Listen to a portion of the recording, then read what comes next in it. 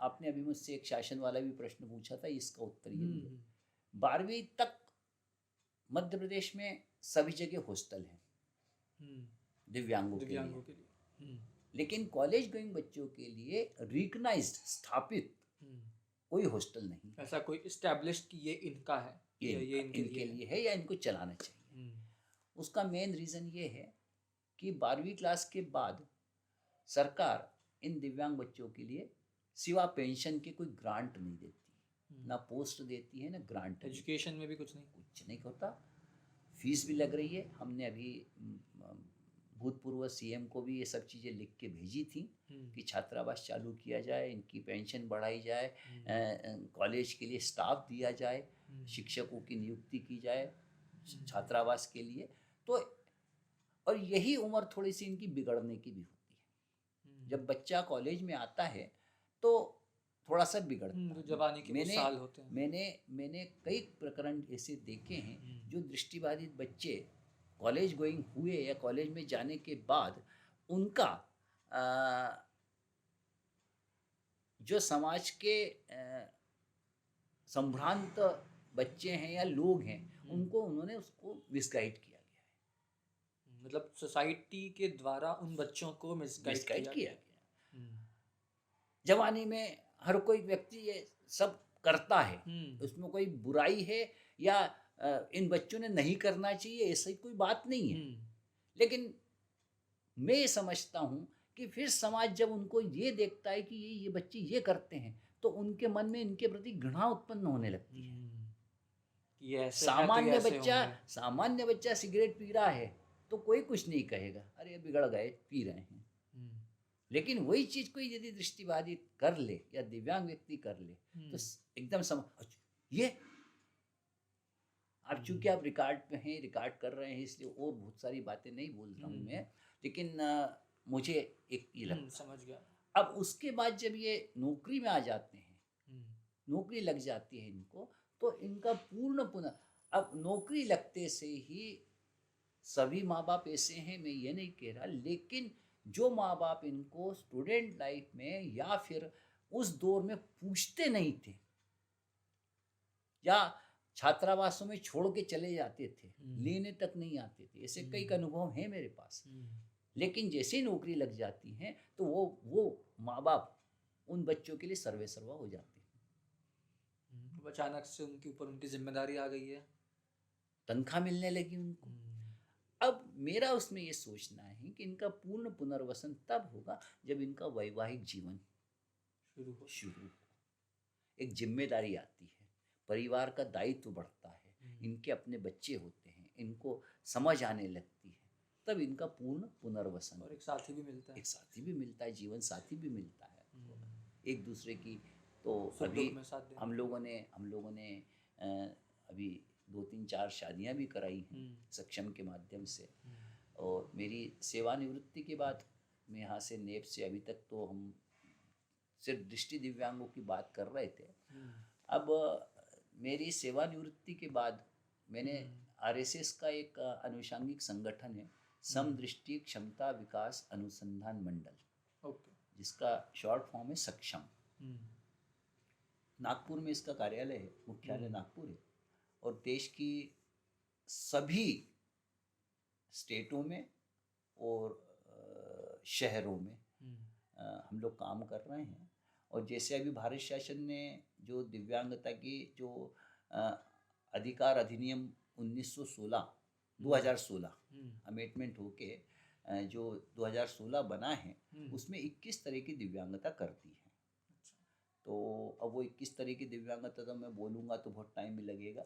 तो मुख्य उसमें यही है कि ये जो 7 तरह की दिव्यांगता थी उसमें एसिड अटैक का हो गया है, बोनापन का हो गया है, जो सूरजमुखी जिनको कहते हैं, जो वाइट स्पॉट होते हैं, कोढ़ वालों को हो गया है। इस तरह की 21 तरह की दिव्यांगता उन्होंने कर दी है।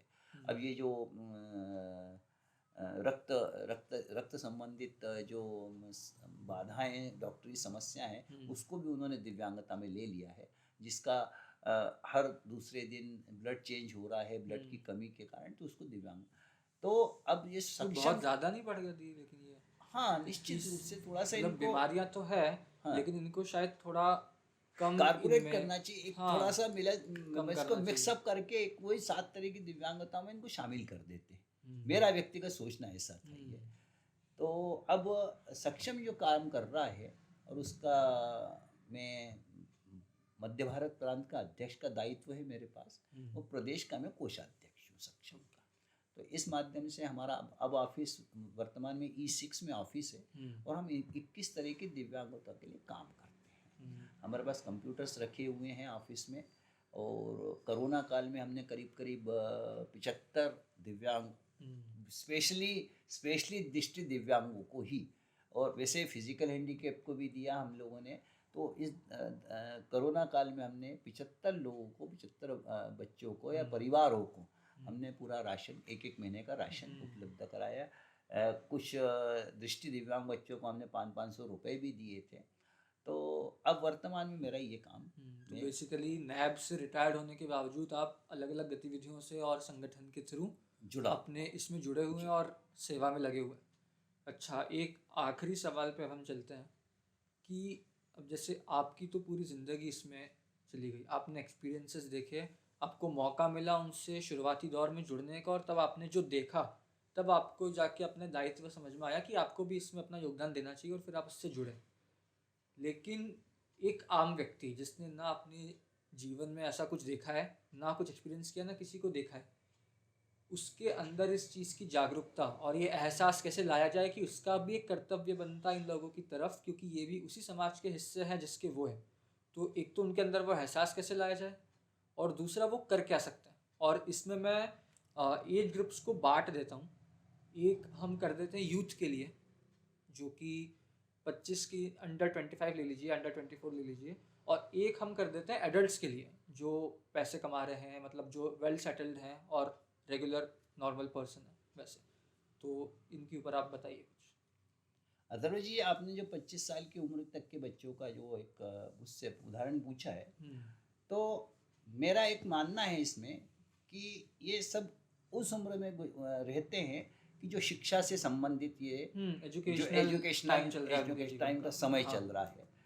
तो इसमें एक मेरा निवेदन है कि शासन ने शिक्षा सत्र में, शैक्षणिक कार्य में, शैक्षणिक सिलेबस में एक विषय दिव्यांगों के प्रति शिक्षा या दिव्यांगों के प्रति अवेयरनेस ऐसा कुछ कोर्स कंपलसरी करना चाहिए, जिससे इन बच्चों को बचपन से या शुरुआत से दिव्यांगता क्या है और दिव्यांगतों के प्रति हम क्या कर सकते हैं। अब आपको मैं बताता हूँ, कभी कभी मैं पेपर में भी पढ़ता हूँ कि MACT के बच्चों ने MACT के ने मिल के कुछ इक्विपमेंट्स बनाए हैं, है ना। तो उसमें इन बच्चों को क्या मदद मिल सकती है, क्या हो सकता है। तो अब इस जैसे बच्चे, यदि ऐसे बच्चे शुरुआत से ये चीज़ सीखेंगे, तो इनको क्या होगा कि सड़क पे चलते हुए दिव्यांग के प्रति एकदम इनका ध्यान आकर्षित होगा कि हमने वो पढ़ा था और ये दिख गया हमको। तो कुछ ना कुछ, अब मेरा उसमें एक निवेदन और है कि समाज दिव्यांग के प्रति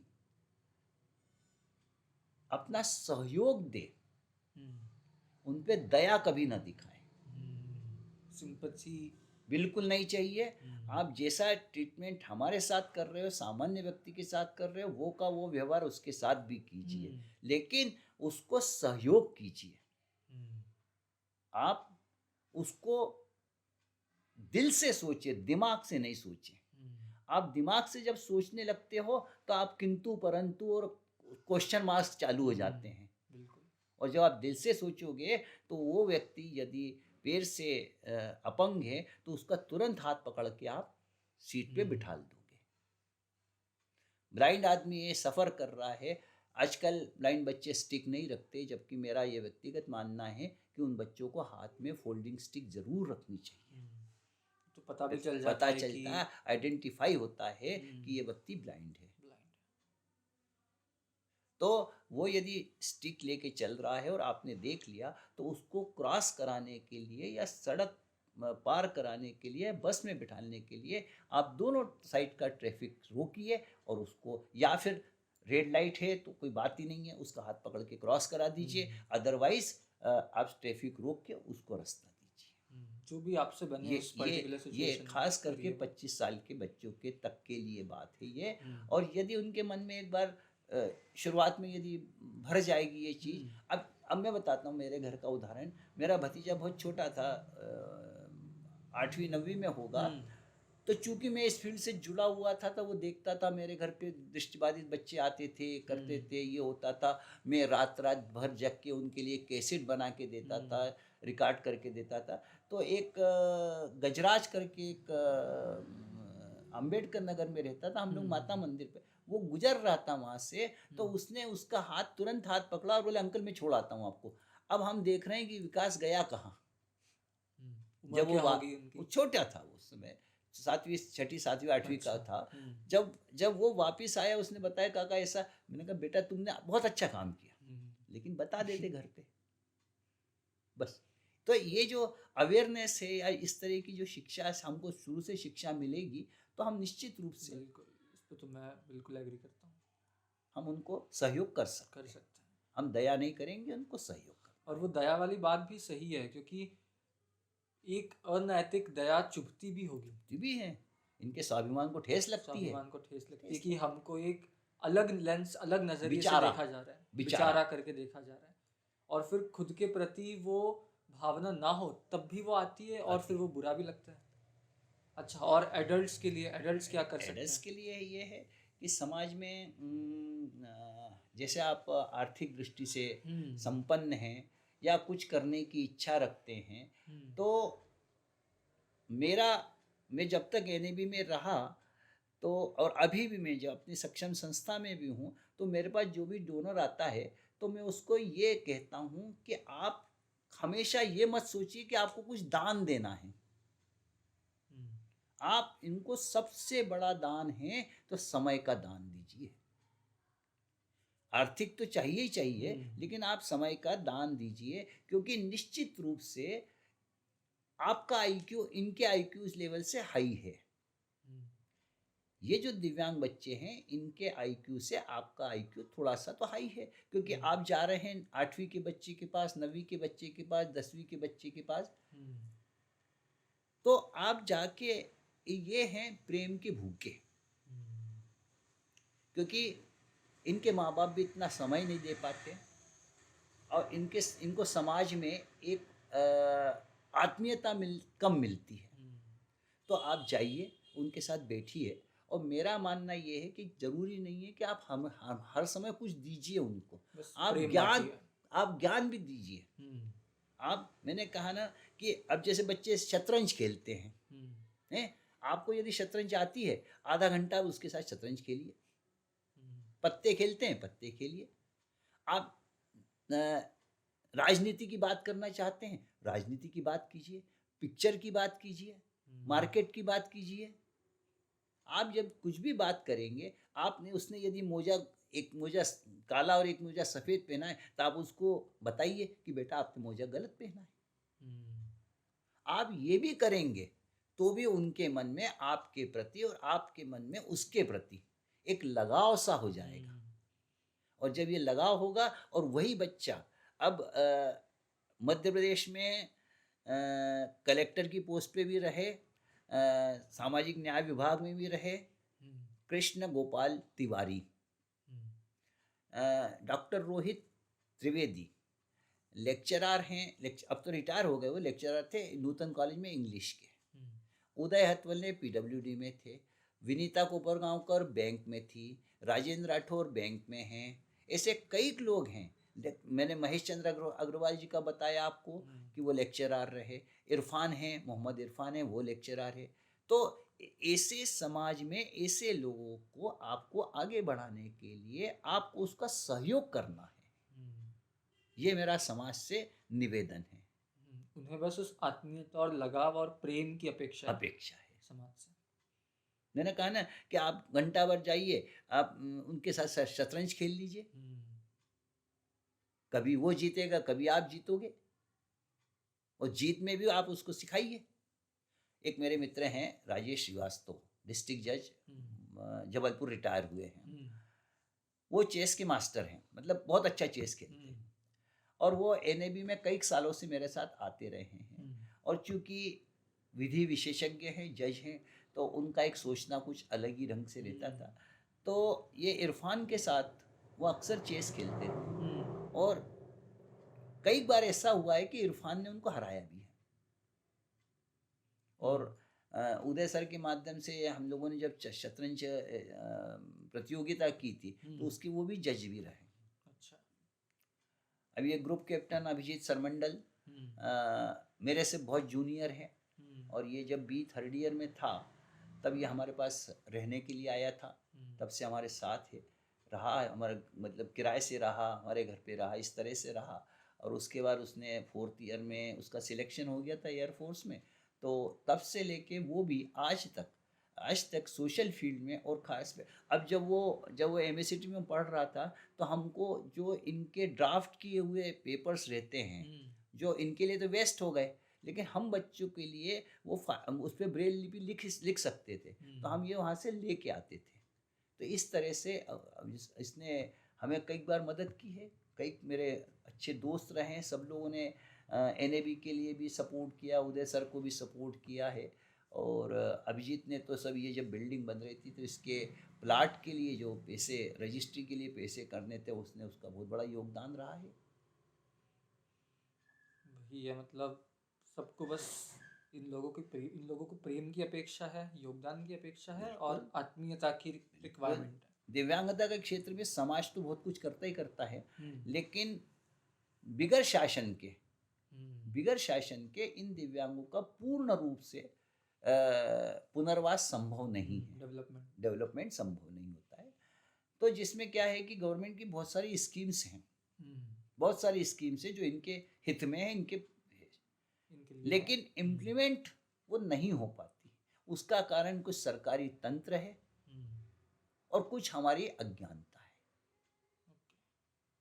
तो इसमें बहुत सारी अच्छी स्कीमें हैं, लेकिन उनको, जिसको कहते हैं ना कि धरातल पे लाना आवश्यक है।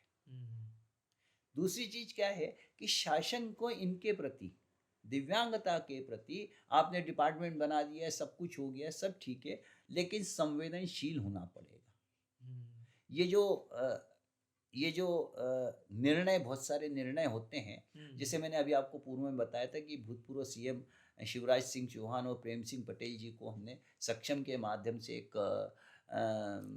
निवेदन पत्र दिया था, अपना प्रपोजल प्रस्तुत किया है हमने उसका, कि ये 12-13 हमारी मांगे थे।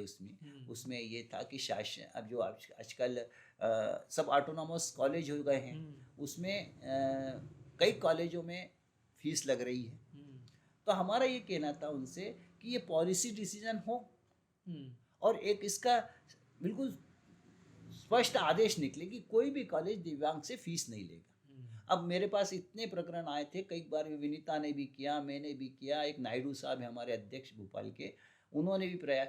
हम अपने व्यक्तिगत लेवल पे तो इनकी फीस माफ़ करा रहे हैं, लेकिन चूंकि हम अगले साल फिर ये दिक्कत आएगी, तो एक ये काम होना चाहिए कि और आप कितनों तक पहुंच पाएंगे, या कौन हम तक पहुंचेगा। बिल्कुल।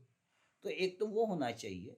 अब जैसे दिव्यांगों को टोल टैक्स, भारत शासन ने तो टोल टैक्स माफ किया हुआ है दिव्यांगों का, लेकिन राज्य शासन ने नहीं किया, क्योंकि भारत शासन का नोटिफिकेशन बिल्कुल क्लियर है कि दिव्यांग व्यक्ति दिव्यांग बैठा होना चाहिए, और गाड़ी उसके नाम से रजिस्टर्ड होनी चाहिए। 2 उसके नियम हैं, यदि वो फुलफिल कर रहा है तो उसको छोड़ देते हैं, लेकिन मध्य प्रदेश शासन ने अभी तक ये नहीं किया। वो सेंट्रल और स्टेट हाईवेज के बीच में वही सब वो चलता रहता है ना। अब इनकी जो पेंशन आ रही है, पेंशन इतनी कम है कि वो सुनने में भी ऐसा लगता है कि यार क्या, कितनी आ रही है, कितनी, अभी मात्र 600 रुपए दे रहे हैं पर मंथ सिर्फ 600 रुपए।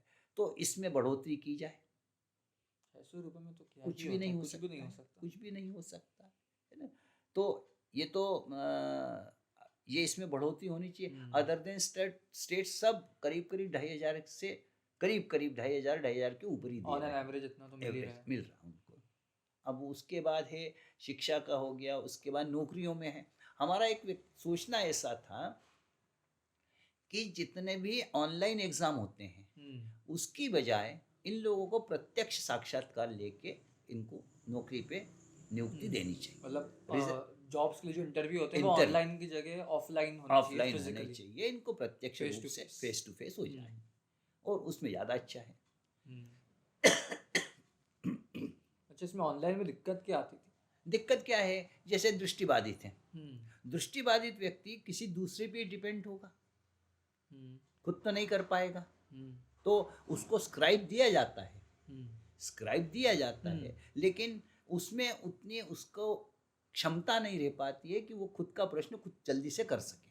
उसको पहले बोलना पड़ता है, फिर वो बताता है, टाइम उतना ही है आपका, आधा घंटा आपको ज़्यादा दे रहे हैं लेकिन टाइम उतना ही है, तो उसमें वो थोड़ी सी। और दूसरा मुझे ये मतलब मेरा ये बिल्कुल व्यक्तिगत मानना है कि बैंक के इंटरव्यू जो ऑनलाइन एग्ज़ाम हो रहे हैं उसमें इन दृष्टिबाधितों का आप उनको ब्रांच में तो बिठाते नहीं हैं, उनको कोई ना कोई क्लेरिकल काम ही देते हैं, तो उनका जो इंटरव्यू होना चाहिए वो स्पेसिफिक अलग होना चाहिए, क्योंकि उनसे संबंधित कार्यों का आप उनका साक्षात्कार लीजिए और डायरेक्ट नियुक्ति दीजिए।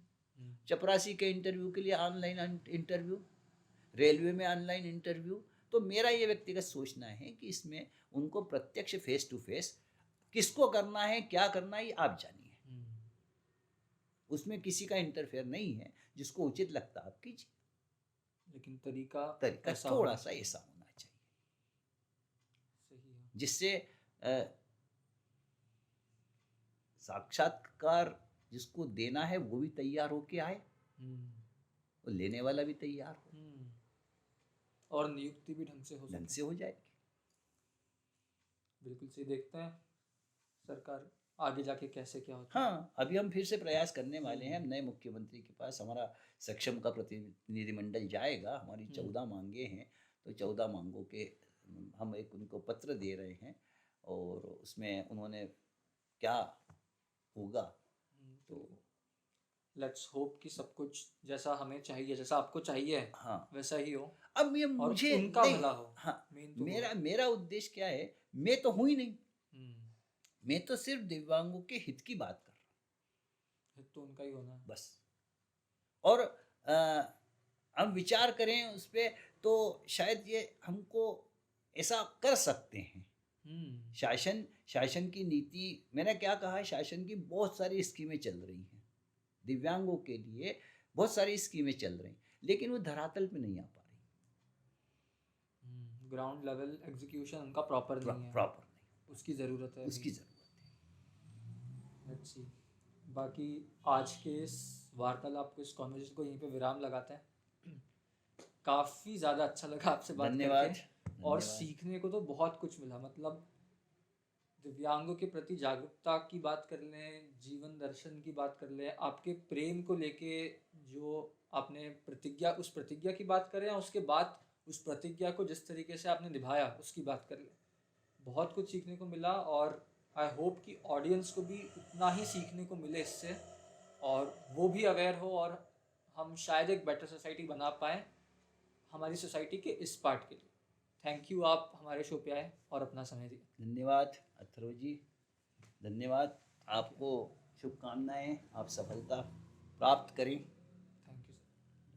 और दिव्यांगों के प्रति कोई भी, यदि आपको भी चलते रास्ते, शायद मेरे ख्याल से आपका भी ये प्रथम अनुभव होगा कि आपने दिव्यांगों के लिए इतने घंटा इतना समय बिताया और आपने ये चीज़ें सीखी, पढ़ी होंगी, तो आपके पास कोई भी किसी भी तरीका दिव्यांग आता है और उसकी समस्या हो तो आप मेरे से शेयर कर सकते हैं। मैं जीवन भर जब तक मेरा हाथ पैर चलेंगे मैं उनके लिए काम करूँगा। दिव्यांगों के बारे में इतनी सारी बात नहीं, इतनी डेप्थ तक मैंने भी आज पहली बार सुनी। और एक और चीज़ कि पहली बार मैंने जीवन में किसी व्यक्ति को इतने समय में इतने ज़्यादा नाम लेते हुए सुना है।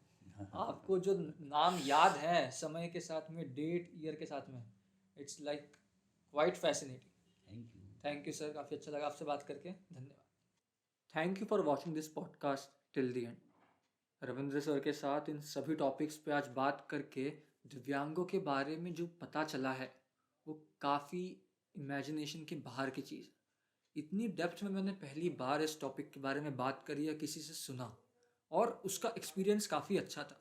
ये एक टाइप का रियलाइजेशन था कि हम अपनी लाइफ में शायद इतने बिजी रहते हैं या फिर इनकी तरफ इतना इग्नोरेंस दिखाते हैं हमारी सोसाइटी के इस पार्ट की तरफ कि हमें उसका एहसास भी नहीं होता।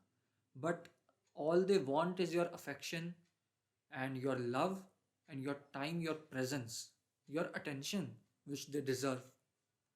So बहुत कुछ सीखने को मिला रवि सर से, उनके एक्सपीरियंसेस से, उनके किस्सों से, और उनकी प्रेम की परिभाषा से, उनकी प्रेम की प्रतिज्ञा से, और उनके जीवन दर्शन से।